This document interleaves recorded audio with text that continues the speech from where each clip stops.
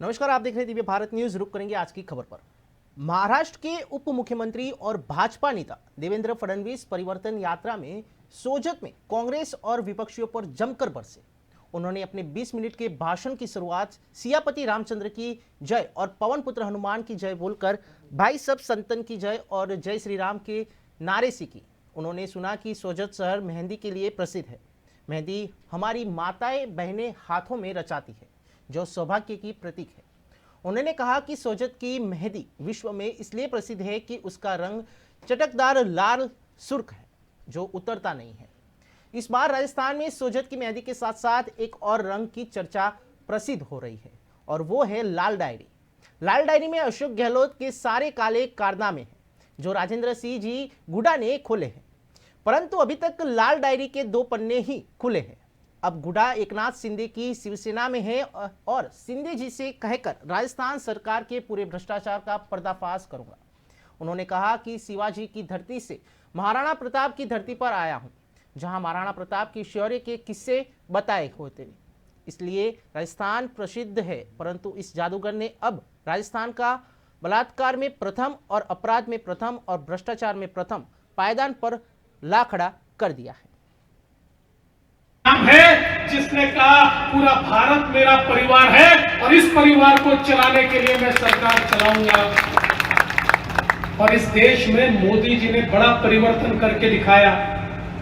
हम सब लोग जानते हैं, कांग्रेस के एक प्रधानमंत्री हुआ करते थे राजीव गांधी जी।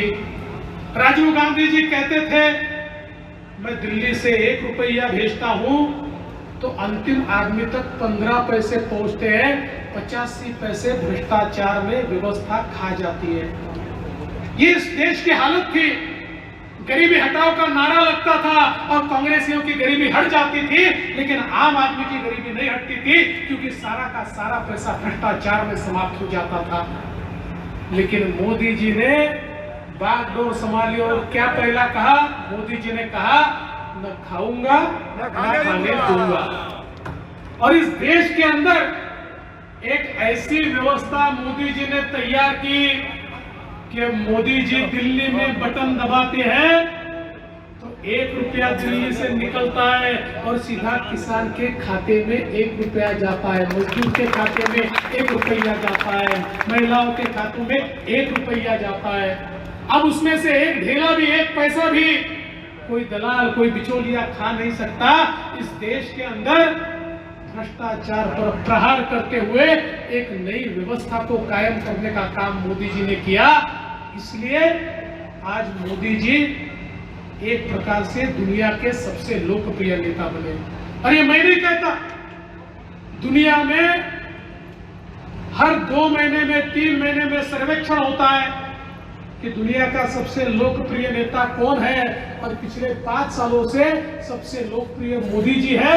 दुनिया में 75% रेटिंग वाले मोदी जी हैं। हमारे लिए कितनी अभिमान की बात। आज देखिए, देश के अंदर मोदी जी ने भ्रष्टाचार पर काबू किया तो हमारे देश की अर्थव्यवस्था बढ़ने लगी। आज हम दुनिया की 5वीं सबसे बड़ी अर्थव्यवस्था है। मोदी जी आए तो 11वें नंबर पर थे, 5वें नंबर पर हम आए। जिन अंग्रेजों ने हमारे ऊपर 250 साल राज किया, पिछले 2 वर्ष पहले हमने उन अंग्रेजों को भी पीछे छोड़ दिया। अब उनसे भी बड़ी अर्थव्यवस्था ये भारत की बनी है। और 2030 तक हम दुनिया की 3री सबसे बड़ी अर्थव्यवस्था बनेंगे। कुछ लोग कहते हैं कि साहब अर्थव्यवस्था बड़ी बनेगी तो क्या होगा? अर्थव्यवस्था जब बड़ी होती है